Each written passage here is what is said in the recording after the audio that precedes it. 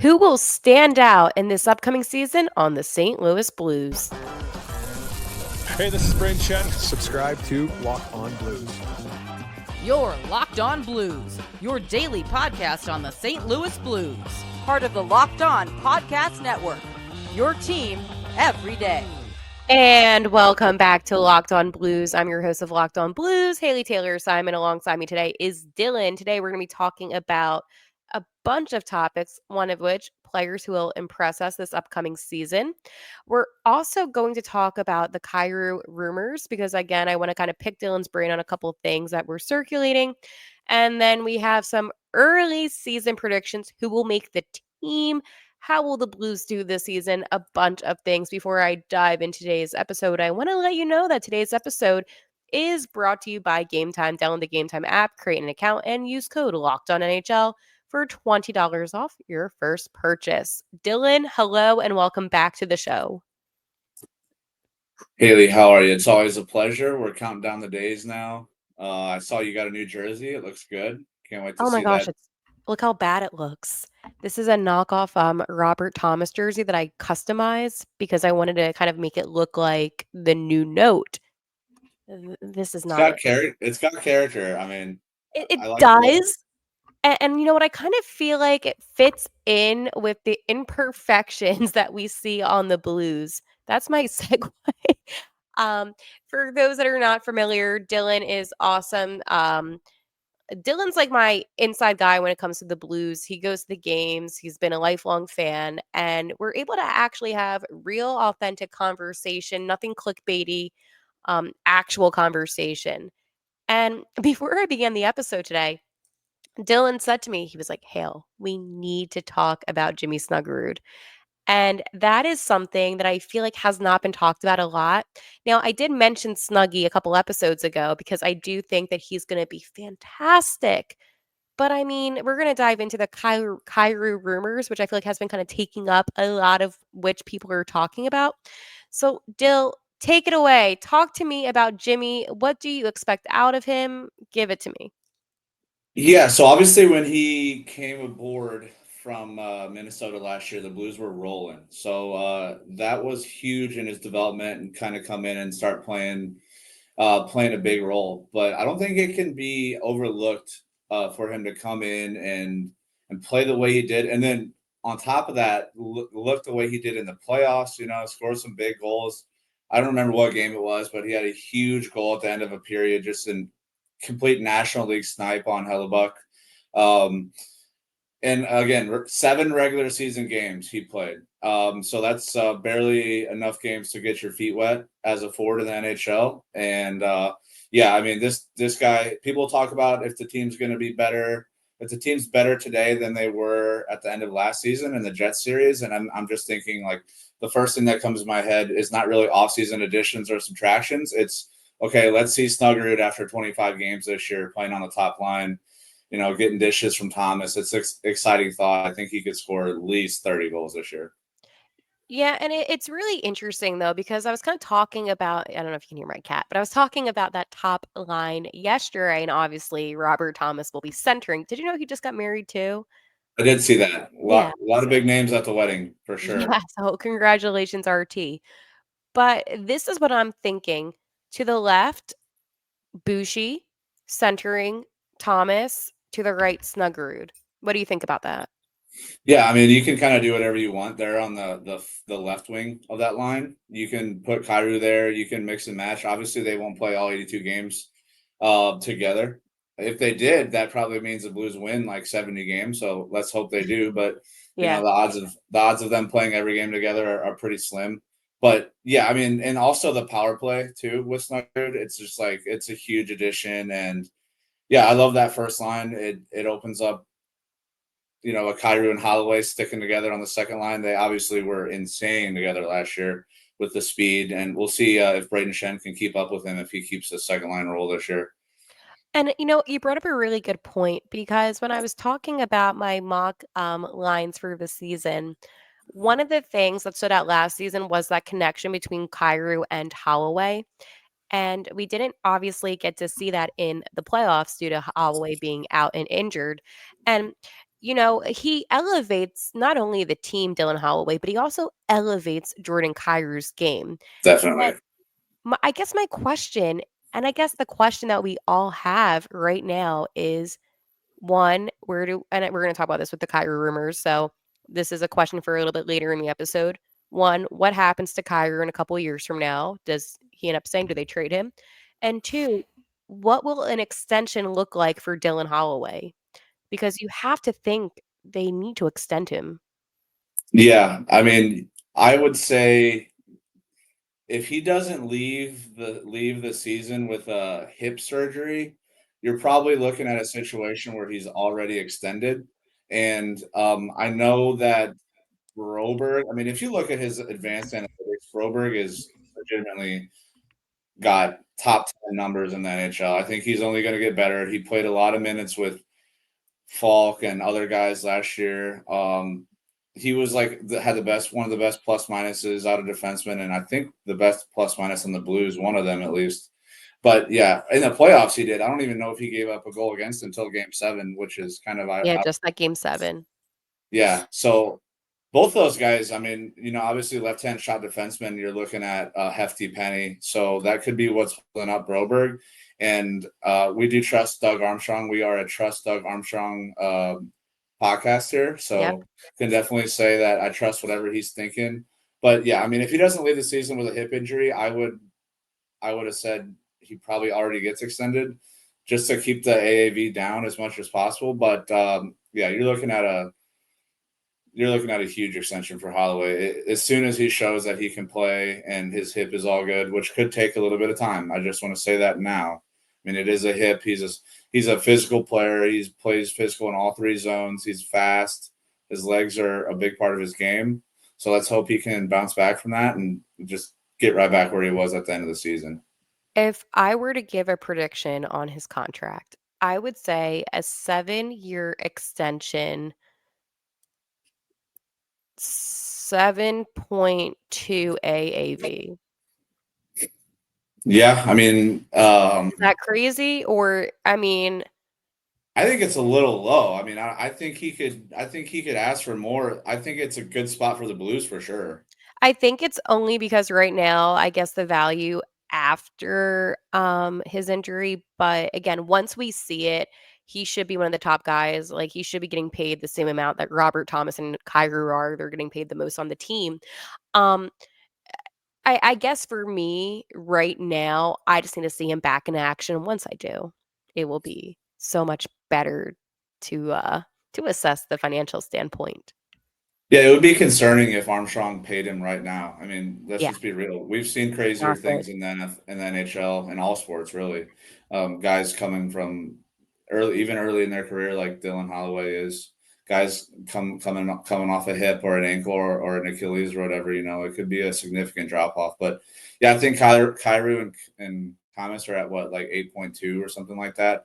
So if you can get Dylan signed 7x, 7-8, or even just go up to the 8-2. I mean, I would be pretty happy with that. They got to get Broberg too, though, so maybe they can keep them paired together and extend them the same time, kind of like they did Holloway and Thomas, or Kyrou and Thomas, and get them both at a little bit of a discount. Yeah, no, that's a good point too.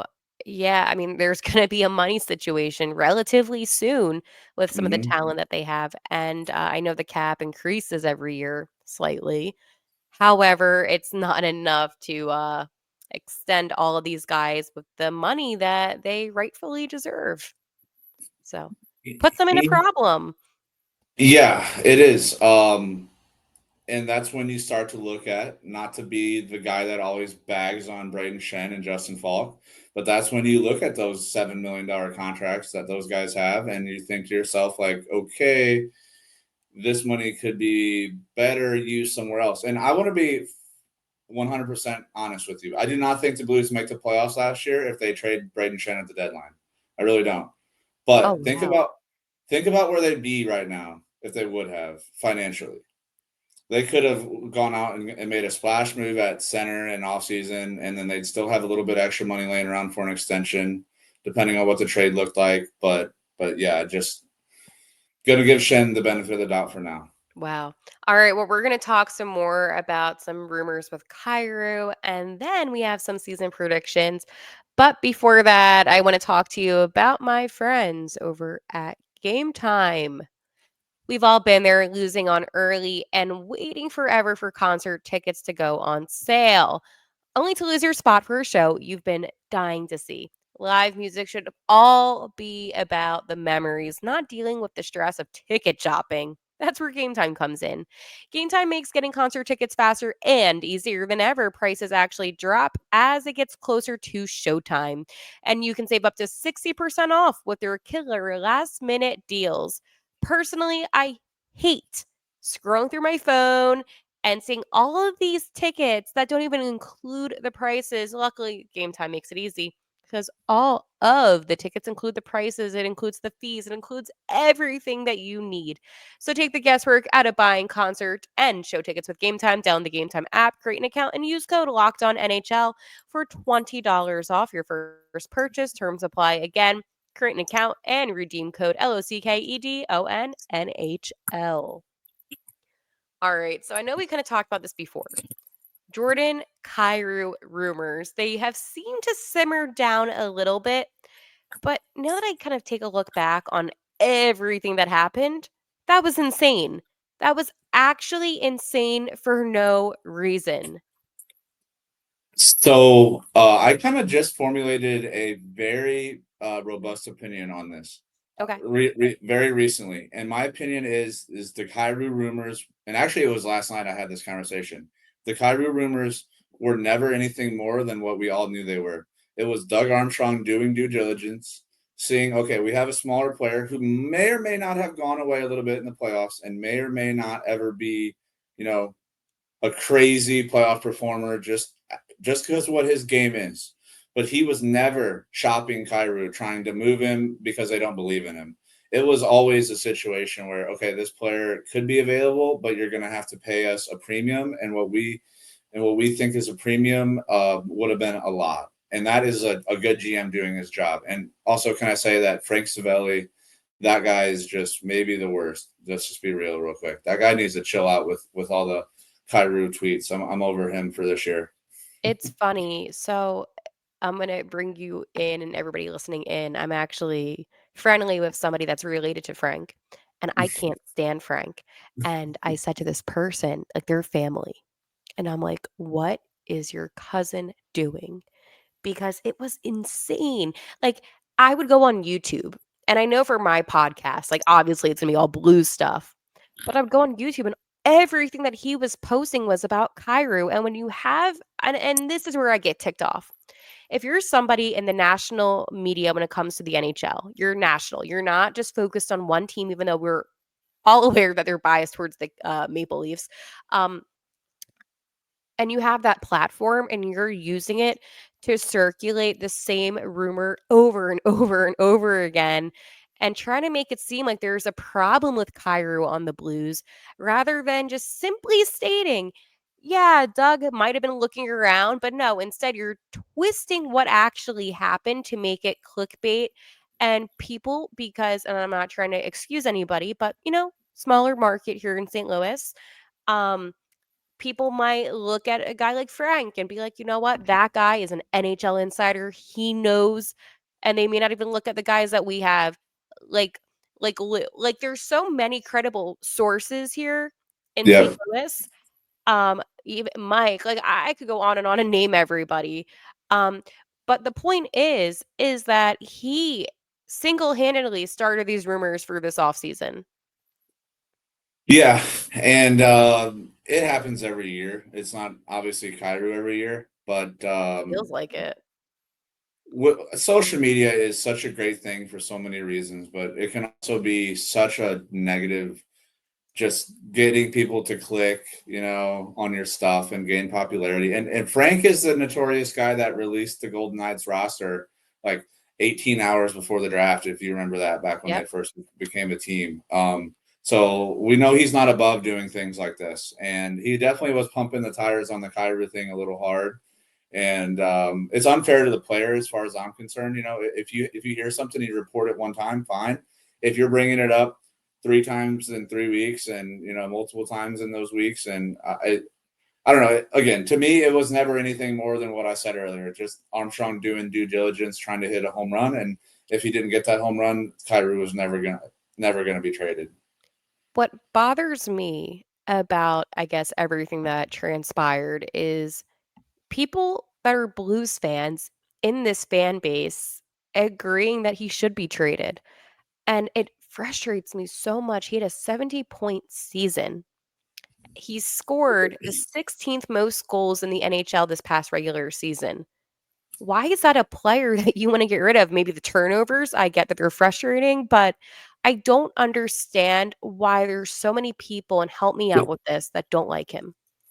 I mean, I don't know. It seems like a lot of these people are guys that claim to have been fans for a long time, and it's like, oh, well, you claim that you were a fan when Brett Hull played, but you're mad at Kyrou for the way he plays. Because I got news for you, Brett Hull did the exact same thing that Kyrou did defensively, and to be honest with you, I thought Kyrou made massive strides this year defensively and effort and playing along the wall. So yeah, it's frustrating to see the fan base, you know, for lack of better words, just be hard on Kyrou. It's like, I'm a big give the guy confidence, Yeah. tell him like, hey, we love you here in St. Louis. We appreciate the 4 straight 30-goal seasons, and now he's finally got a legitimate line mate. And I mean that those two this year, I mean, we could see 40 from Kyrou, 33 plus from Holloway. I mean, how could you move on from that for just because whatever you think? It makes no sense at all. You're exactly right. Yeah, and I guess that's the other point of it too, and we kinda brought up Braden Shen a little bit. And there's some players on the team, and I like Braden a lot, like, he does the intro to I the do too. podcast, like, I like Braden.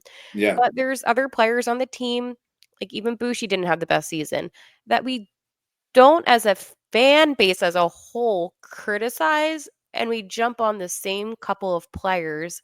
Even with Torrey Krug, when I'm saying, like, not obviously being injured, but when he was healthy, Yeah. it just seems to me like there's the same couple guys that we fixate on instead of just supporting the guys that are actually performing well and saying, "Hey, maybe the guys that are not doing as well, this is an issue."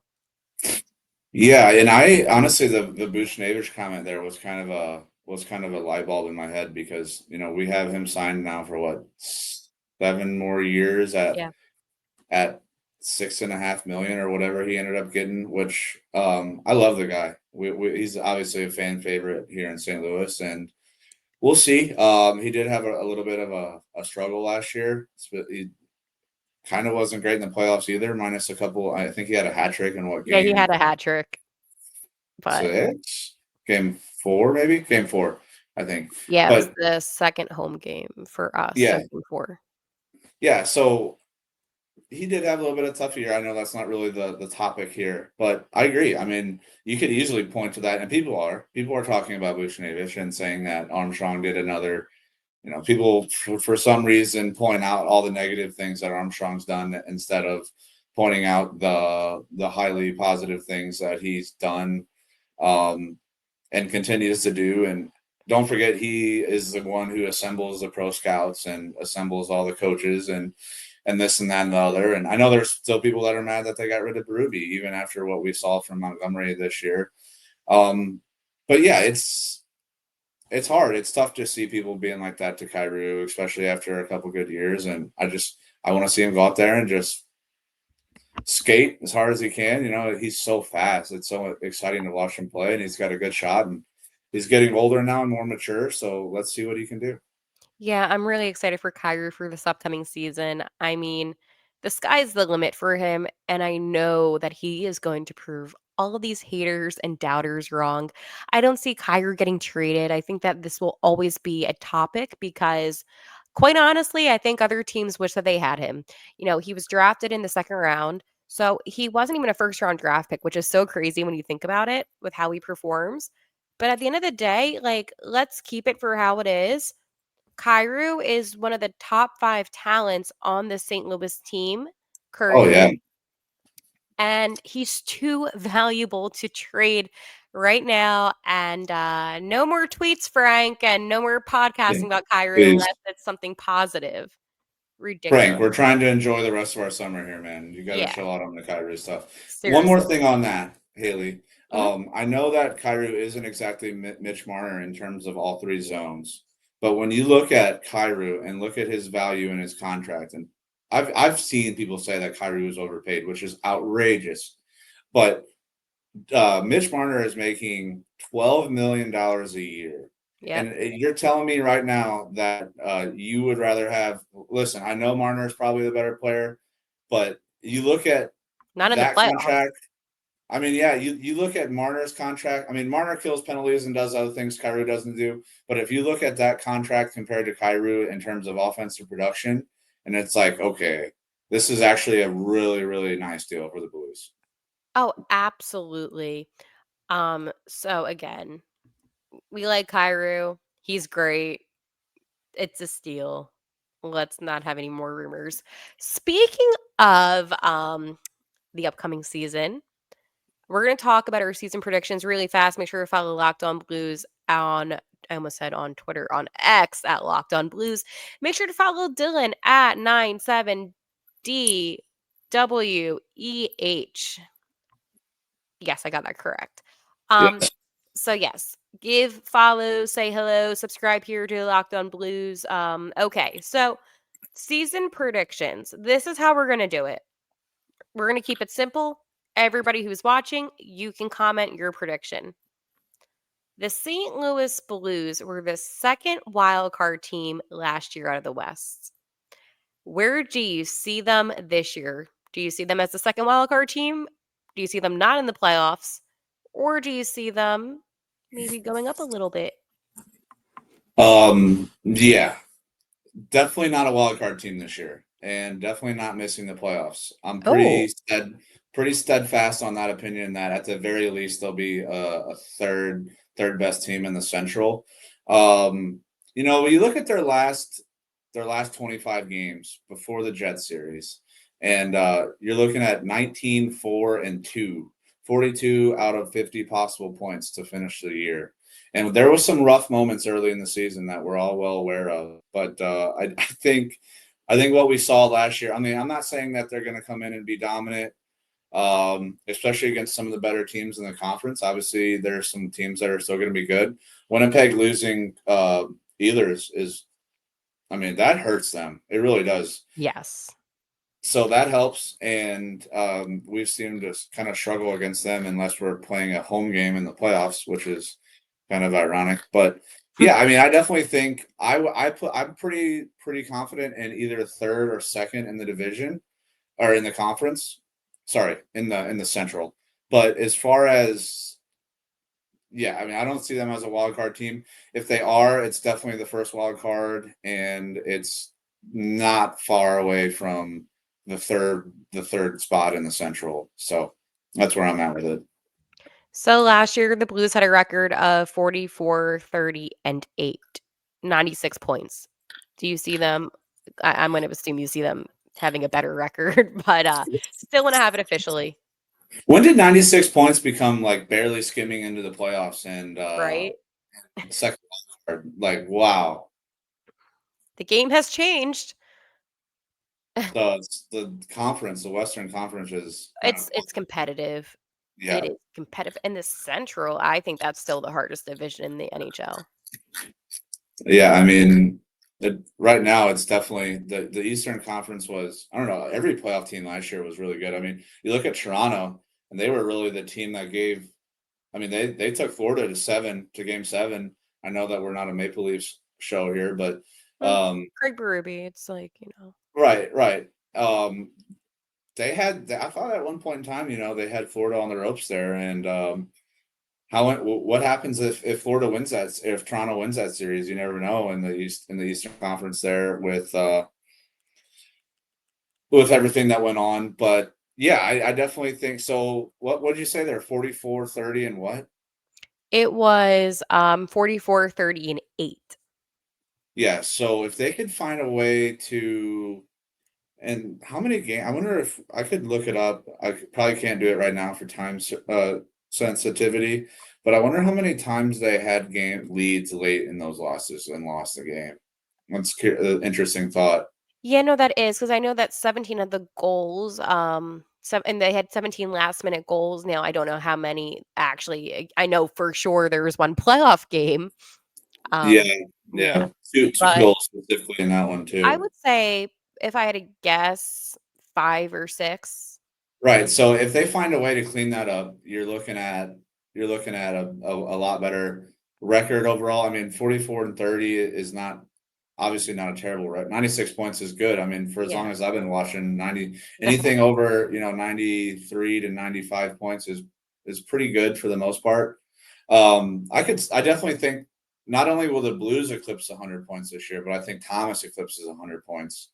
So that's kind of where I'm at. I don't know if they win the cup this season. I don't know that I'm saying that, but I think there is still work to do on the roster, and things have to go right. But and health obviously matters. But I mean, they got a goalie. They have the penalty kill should be a lot better. They have a really interesting top six. The bottom six is in a good place. I think it's just going to be a matter of kind of what all happens in the Central. What does Colorado do? What do the Blues in Colorado games look like? Does Colorado lose a player? Does the Blues stay healthy? There's a lot of. It's going to be a very subjective to make predictions. I think just because of how competitive the conference is. So, I'm gonna give you my predictions before we wrap up. I think that the Blues are gonna be wild card 1. I think, in my opinion, this is gonna be a dogfight to the end. I think that if it was any other, division, the it would be a different story. Central, still scary. Now in terms of points, and this is how crazy it's going to be, 102 points. Now, I know what you're saying, 102 points, and you still see this team being the first wild card spot. I know that sounds insane, but there's I'm telling you, Winnipeg, say what you want, scares me. Dallas, say what Oh you want, scares yeah, me. And and I'm not counting teams, by the way, like Nashville or Chicago, because we know they're gonna. So we know Chicago's gonna be bad. I'll say it out loud. You can clip me if they're good. That yeah, team is they're not good. but you know what team is gonna be surprisingly, like, much better this year, though, that I think gets the 3rd? It's gonna be, the Avalanche. Yeah, they're gonna be good this year. I almost guarantee you they have the one seed in the division. I would say. Like, I want the Blues realistically to have, like, the 2 seed, like, that would be ideal, but last year I said before the season began, I said 2nd wild card spot, they're gonna have at least 94 points. I was kinda close, right? Um, boy, it's gonna be tough, tough, tough. Well, Dylan, thank you for coming on this episode of Locked On Blues. Again, you can find Dylan on X at 97DWEH. And for Got me, it. you already know, LOB, Locked On Blues. I'll talk to you guys tomorrow. And like always, let's go Blues.